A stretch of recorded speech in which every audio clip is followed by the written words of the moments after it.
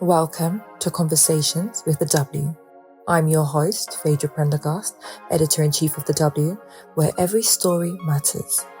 Our editors have profiled the leaders, founders, and the creative minds behind the largest, most disruptive and pioneering brands, companies, and communities in the world. From British Fashion Council on Saks Fifth Avenue, to NYX and Bobbi Brown Cosmetics, to Tala, IT Cosmetics, and many more. I hope you enjoy this episode and find it as inspiring as we do. Whether you're here for a fresh perspective or looking for a spark of creativity, we're excited to share this journey with you. In the first episode, I'm joined by our March cover girl and British Fashion Council CEO, Caroline Rush, CBE. Her dedication to the British fashion industry has ensured its first-class seat in the beginning and usually most crucial stages of a young upcoming designer's journey. After her brief stint in modelling and upon travelling the world, Rush made her inevitable return to fashion, where she has placed the now international fashion event London Fashion Week on the map and played a pivotal role in attracting and establishing luxury fashion house Burberry and e-commerce boutique Temperley. There is something about the creative process and the human response to brilliant creativity that is quite hard to quantify. But because of that, there will always be essential roles. And so hopefully as a point for anyone starting out within the fashion industry, despite it being an incredibly challenging period, I do believe that the industry will come through this, will focus more on sustainability. It absolutely has to, and that will be an industry that's shaped with more purpose and more integrity than maybe it had in the past. We caught up just 2 days after February's London Fashion Week to talk how she sends the ladder down, how BFC planned to help stabilise the fashion industry, and her personal pledge for 2021. It's always really interesting, isn't it? Everyone always has a very different story to tell. They do. I mean, for me, I think I probably fell in love with the fashion industry when I was a teenager. My mum was a teacher, although she became deputy head, as sort of her core subject was what used to be called domestic science back in the day. And that basically meant that she was brilliant sort of pattern cutting. She had a real interest in fashion herself. And so, you know, at home the sewing machine was always out. We were always making things and looking at magazines and everything else. I remember a career advisor asking what I wanted to do, and I said I wanted to work in the fashion industry. And the only jobs they could come up with was either retail or model. And I was like, really? That must be, that's quite broad and also quite specific, is that there must be lots of other jobs within the fashion industry. So didn't really think about, I guess, what that career path would have looked like. Just followed the love of the subjects, which for me was very much around sort of English and writing and communication, but also creativity and art. And I started on a path of going to art college, but then ended up rather fortuitously, I guess, dropping out just at the end of my foundation year to go travelling and modelling at the same time.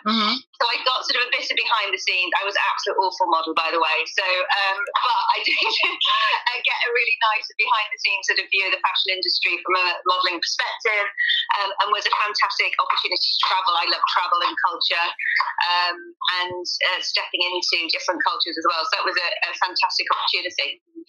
When I came back, I actually went into beauty briefly, then music, then financial PR, and then back to fashion. So I sort of tried my hands at a few different things, but along the way, it was always sort of through a lens of communication, and sort of marketing and promotion. And actually, in my 20s, I worked for a brilliant lady called Annette Worsley-Taylor, who was known to be the creative director at the time of London Fashion Week, but actually was one of the individuals that really sort of kick-started supporting young talent and designers. And really was sort of one of the brains behind London Fashion Week as a platform itself. So I had a brilliant view of someone that had lived through sort of originally sort of the London Designer Collective and bringing together like Jasper Conran and Bruce Oldfield and, you know, these incredible sort of pillars of the British fashion industry. But when they were starting out and were sort of the young designers that we now work with at the British Fashion Council. So it was a very kind of good history lesson on what British fashion had gone through, but also the opportunity, I think, of creativity and the global reputation that we have for creativity through the fashion industry that made me feel very proud. Is that life then kind of gets in the way, is that my daughter was growing up going to school and I ended up starting a PR company with a friend of mine, which then saw me come back to work for the British Fashion Council. So it all just led back. So yes, it was like a magnetic force drawing me back, I think. But actually at a very different time. And when I came back to work with the British Fashion Council from a consultancy perspective, it was at a time when Stuart Rose was chairman and Hilary Reaver had come in as kind of a pro bono CEO really to look at the strategy and opportunity for the British Fashion Council. And I really have to give credit to those two because they sort of set vision for what not only the British Fashion Council could be in terms of playing a role in the reputation and support for creativity, but also really sort of the vision for what London Fashion Week could be. And I guess sort of I took that and ran with it. So was appointed as CEO back in 2009. And since then have been really, you know, the initial challenge was how do we really build London Fashion Week as this global platform and opportunity for business. We see it as a platform that communicates to global audiences of media, retailers, stylists, the investment community, but also, of course, since the advent of social media, is also a fantastic tool to communicate to a consumer audience. And so through that time, businesses have transitioned. You know, when I first started working, the majority of businesses were wholesale-based businesses, and now we work with direct-to-consumer businesses that are really thinking through their different business models, businesses that are putting sustainability at their core. And so everything that we do is focused around taking some of those themes and looking at how we can put some infrastructure in place to support those businesses and give them the opportunity to grow. I love that. And you've actually answered about 3 questions in one there. But I think, so I was going to ask you, you know, how London Fashion Week has helped the economy. And I think you just touched on the fact that many of the designers now and the brands that you're working with now are, you know, putting sustainability at its core.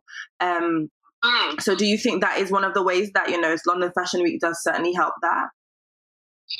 I think what London Fashion Week does is that it raises the consciousness of this is a key debate within the fashion industry, and gives platforms to businesses that are doing the right thing. And I think particularly over the last few years, I mean, since 2006, we've been championing sustainable fashion businesses. But as we get, I guess, sort of closer to the deadlines of how we have the opportunity to change the impact on our planet, is that discussion is sort of always at the forefront. And actually now for us as the British Fashion Council, we launched our Institute of Positive Fashion to make sure that positive change and this catalyst towards being a more sustainable sector is right at the heart of our strategy and everything that we do, so that we can make sure that it is there to support businesses adapt to change and to do it quickly.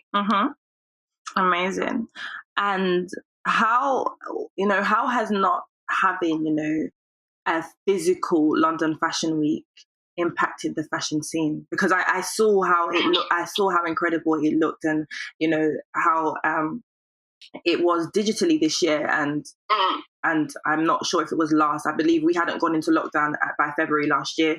But what has that been like? What has that change been like? How has it impacted the fashion industry and the scene?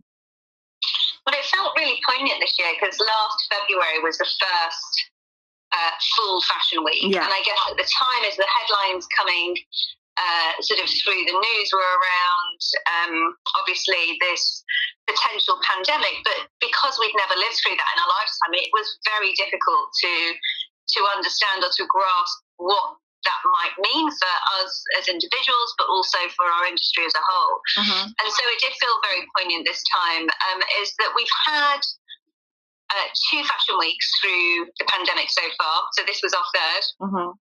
The first one in June was very much a digital platform, but a platform for conversation, because at the time is that retail had closed, manufacturing had closed, borders had closed, studios had closed, and so very few businesses actually had collections at that moment in time to be able to share. But also there was sort of the big societal conversations around the Black Lives Matter movement, systemic racism. And the wonderful thing about having a platform where you're reaching international audiences, but also where you normally welcome international audiences to our city, it gave us a platform to be able to give our designers and creatives a voice on those subjects, to be able to, talk about what's happening in London, what, the challenges within the UK, and actually how potentially we might adapt and change those for the future. And so although it felt very challenging, actually it did feel like a really hopeful moment coming out of London with so many diverse voices, being given a platform and feeling that they could speak openly and honestly for the first time for some of them, certainly not for everybody, and that conversation was going to be taken forward. So that felt very much like a moment of hope at quite a dark time, really, not just for the industry, but I think globally everybody was feeling the impacts of everything that was happening. And as we went into September Fashion Week, it was really, of course, the designers had collections. Some people were able to do things in person in really small ways, but it was very much digital first, and also a platform for conversation. So picking up on that element of dialogue from June. And again, is that the creativity shone through. I think is that being able to get back to sort of even small in-person events felt incredible. And I think it just goes to show that as part of humanity is about human connection, isn't it? Yes. And it's being as much as you can do incredible things digitally, you can. Is that our designers were embracing gamification, incredible storytelling. Is that those in-person events are very, very difficult to replicate. And so this Fashion Week, of course, we had to say very early, literally the first week of January, that we were going to be digital only because of the high levels of the R rate in the UK. And what that did in a way was just talking to the designers. It just gave them that moment to focus on what that storytelling was going to be. Through a purely digital platform at a time when they'd almost had a year to adapt to communicating in this way. And I think what we saw this February was, as I said at the top, just brilliant storytelling, beautifully shot collections, inspiring creativity, and again, it's a real sense of pride in just as I'm trying to catch up on all of the media coverage that has come out. I didn't get a chance to read during Fashion Week itself, but I think reading from all of the journalists and posts about Fashion Week is very much echoing that. So that was great to see. Certainly. I can imagine. And are there any plans in place to stabilize? I know there definitely must be, and things are probably already being done to help stabilize the fashion scene.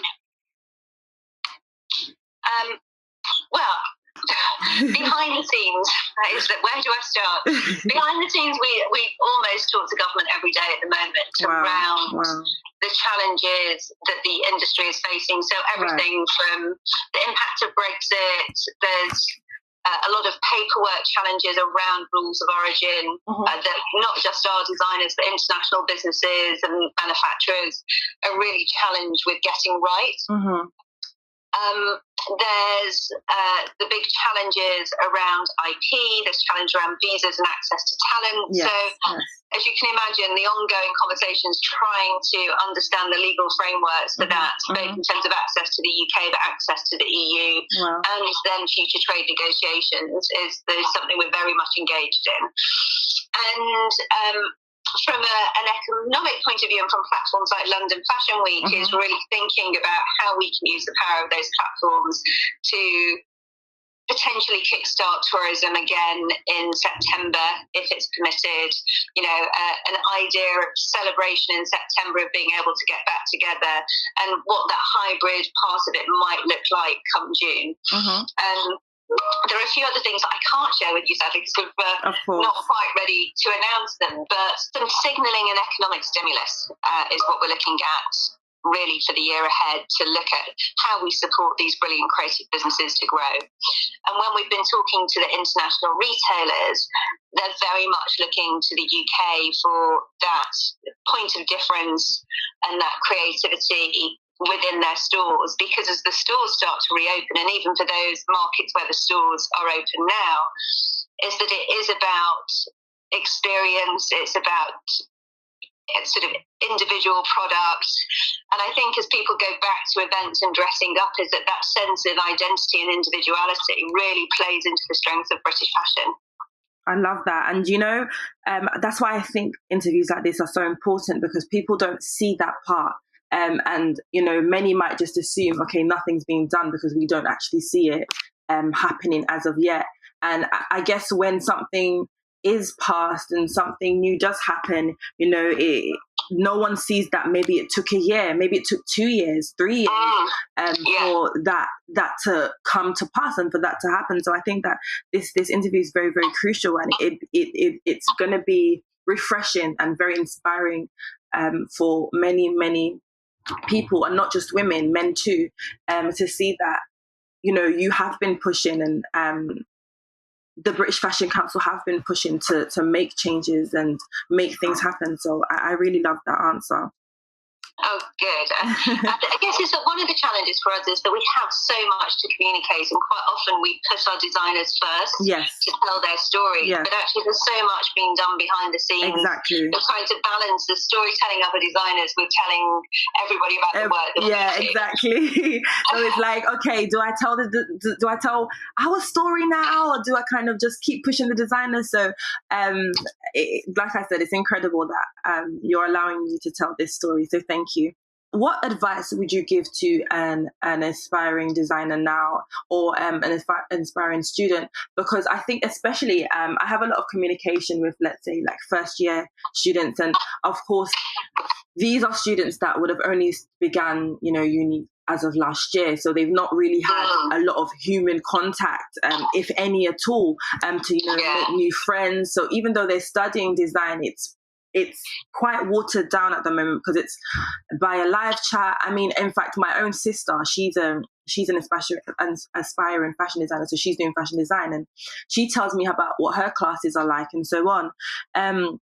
So what advice would you give to upcoming designers now, and students and so on? Yeah, I mean, the first thing I'd say is that for anyone that's at university at the moment, or, even if you're just sort of first year or couple of years in a job, is that it's such an important time in your life. And it is about the social networks you build. It's not necessarily about going out to the pub, but it's about that human interaction. You're learning so much. I mean, I'm still learning everything today. But it really is. It's such it informs the person that you become. It informs the kind of career that you want to have for the future, the kind of culture you want to be in, the people you want to work with. And it's so challenging. But I would say that I genuinely believe that creativity plays a role in the future of our society. It always will do. There is something about the creative process and the human response to brilliant creativity that is quite hard to quantify. But because of that, there will always be essential roles. And so hopefully as a point for anyone starting out within the fashion industry, despite it being an incredibly challenging period, I do believe that the industry will come through this, will focus more on sustainability. It absolutely has to, and that will be an industry that's shaped with more purpose and more integrity than maybe it had in the past. Amazing. And of course, BFC is, very famous for its grants, competitions, and so on. So what is currently in place to help the fashion industry and designers? Yeah, so last year is that we pulled all of the resources of the fundraising we'd done the year before into sort of COVID rescue grants, and we raised some more additional funds. So over £1.5 million went out to 67 different businesses. Wow. We had many more that applied for it, but we decided that we really wanted to focus on those that had been developing and growing prior to the pandemic and really needed sort of that boost to keep them going and would have the opportunities to survive past it. So there were quite a few startup businesses that we weren't able to back that probably in normal times we would have backed. And there were quite a few businesses that probably were challenged pre-pandemic, not necessarily because of the way that they'd run the business, but just because of, the challenges. It is a challenging business, the fashion industry. So, but of those 67, it was fantastic to be able to do that. However, we do want the UK to continue to be the best place to start and develop a fashion business. So we have committed to going back to our grants that support creativity and support growth. We're on a big fundraising drive at the moment to make sure that we will be able to continue to do that for future years, because fundraising, I think, is incredibly challenging. And in doing that, and through some of the commercial partnership deals that we've been able to sign, like ClearPay and TikTok, it's meant that we've been able to commit to all of those for this year. So we will have our scholarships. We will have our New Gen scheme, which is sort of really for those businesses that are sort of in their first year of business up to sort of third year in business. And that's really a bit like an R&D grant, really, as businesses sort of figure out the kind of business they want to be, understand what it means to run a business. There's a huge amount of mentoring that goes on behind it.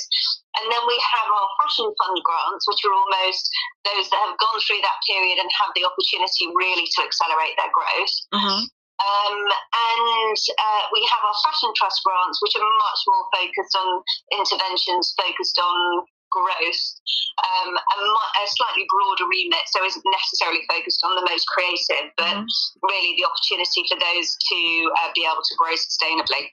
Amazing. I love that. And I think that's going to be very, very useful for the designers that will be reading this. And how do you send the ladder down? How, being that you are surrounded by so many incredible women in the industry, how do you encourage these women to also, help other women, champion other women, and send that ladder back down? Well, I absolutely agree with you, is that there are incredible women in the industry, and many which have inspired me to do what I'm doing today, and many which continue to inspire me to do what we might do in the future. But I'd say that most send the ladder down when they can. For me, it's really important that I give over my platform whenever possible to improve equality. And to really think about how we can help those that are coming through to do the same for sort of the cohorts of leaders that are maybe, one step behind them. I think as a young person, when I try and think back to when I was a teenager or even sort of early 20s, is that you're inspired by the people at the top of their game, but sometimes that feels quite unattainable. And so it's, you're inspired by those that are maybe sort of just a couple of rungs above you. And I think it's important to empower those individuals to really inspire other women coming through that it is possible, Wow, I love that. And I agree with you there that, those in their early 20s, then they're not really going to be looking at those that are in their, I'd say, their 50s, which I think they should. I think they actually get a lot of inspiration from them. But you're right. I think you do, but you're kind of like, God, 50 is a long way off. Yeah, exactly. It's quite nice to think about how you're going to get there, and maybe look at someone who's doing really well in their career that's a similar age to you, or maybe a decade ahead, and hear from them how they got there and the challenges that they've overcome in doing that. Absolutely, you're very right there. And what does the future of BFC look like to you? Well, for me, the next 10 years are all about this decade of change. there are some quite hard targets that we as countries and industries need to help in terms of reducing climate change. And the next 10 years for us is really thinking about how we use our network, our influence, our platforms, our connectivity internationally to make sure that we're, in 10 years' time, we look back and say we did everything that we could. Amazing. And are there any plans to work with any institutions to ensure that, British designers can continue to create? Because I know you just spoke about partnerships with the likes of TikTok and ClearPay, but are there any plans to work with institutions itself? I mean, we are always talking to lots of people about different projects. It's about prioritising them. And for us, I talked a little bit about our Institute of Positive Fashion. There are 3 pillars to that. One is environment, so very focused on climate change. The second is people, so making sure that, we're really looking at diversity and inclusion policies properly as an industry, is that there isn't enough information out there and there needs to be a lot more that's done. That we're thinking about the workers within the fashion industry, it's not just within the UK, but within the supply chain as well. Yeah. And the third is community. And actually the fashion industry, I think, particularly in the last year, has very much shown the role that it plays in communities, both in terms of stepping up to support through providing PPE when it wasn't available, to just charitable efforts to support local organisations that are really going through challenging times. And so through those 3 pillars, I think we've got a fantastic opportunity to really shape what the British fashion industry is known for. And I don't feel that we're pushing water uphill by any stretch of the imagination, because as you said at the beginning, is that our young designers coming through, that is all they're focused on. And being able to work with young businesses, we announced this week that Priya Aluwalia was awarded the Queen Elizabeth II award, and I think that's a great example of a designer that is using upcycled materials, really thinking about the kind of business that she wants to be, challenging the way things were done in the past to big business, and using her voice and platform to tell the stories of the people that she works with and the communities that she works in. Absolutely, I agree, and I saw that, and I love her work. And I love her story. So I think what you said is very powerful. And finally, what is your personal pledge for change for 2021, or what you want to see happen this year? Well, from a change perspective, is that I really want the industry to commit to this decade of change. We're year 1, and we talk a lot about COP26 being in November. Let's not wait till November to make our pledges. Yes, exactly. Let's make them now, otherwise we're missing out on a year of change. So I am very keen to make sure that we play our role in making that happen. And from a empowering women's perspective, is that, as I said, it's not just for 2021, but to give over my platform wherever possible to help improve equality and to give people a voice. I hope you enjoy this episode and find it as inspiring as we do. Whether you're here for a fresh perspective or looking for a spark of creativity, we're excited to share this journey with you.